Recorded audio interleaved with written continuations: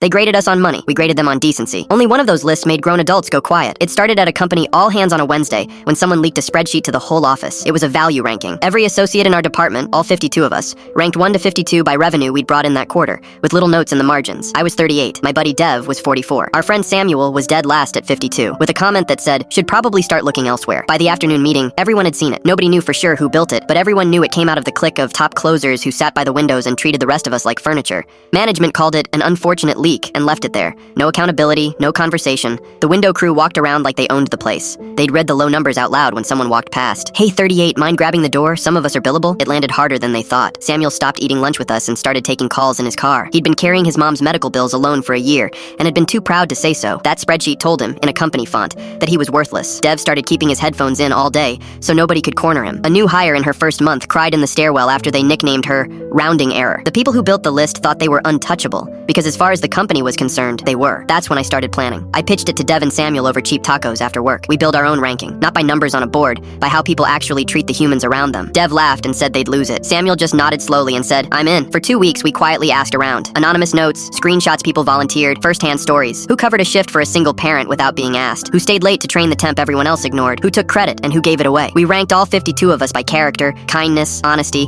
and how people felt after being in a room with them. Then we printed a stack, and before the next Monday all hands, we left one on every chair. The meeting started at 9. By 9:03, the room was dead silent except for paper turning. Our list wasn't cruel, it was just true. Number 1 was Rosa from the back office. She sat alone most days and barely spoke, but she'd quietly paid for a courier's lunch every week when she noticed he was skipping meals. She'd reported a manager who was cornering interns when nobody else would risk it. She'd covered Samuel's desk during his mom's surgery and never told a soul. Number 2 ran a free skills workshop on weekends for people trying to switch careers. Number 3 had stood up for a stammering analyst everyone talked over. The window crew wasn't in the top 10, wasn't in the top 30. Brett, the guy everyone assumed authored the first list, was ranked 49. Built a ranking that pushed a coworker toward quitting.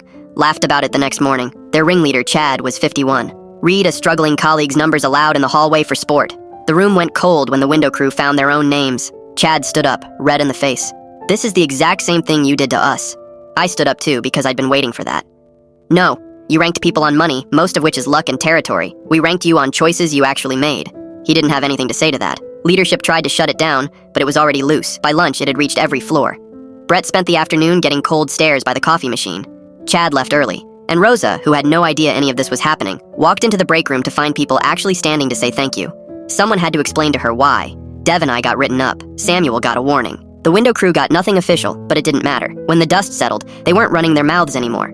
Samuel came back to the lunch table. Dev's headphones came off. Rosa, who'd eaten alone for a year, started sitting with us and turned out to be the funniest person in the building. Turns out the number on a board was never the thing worth measuring.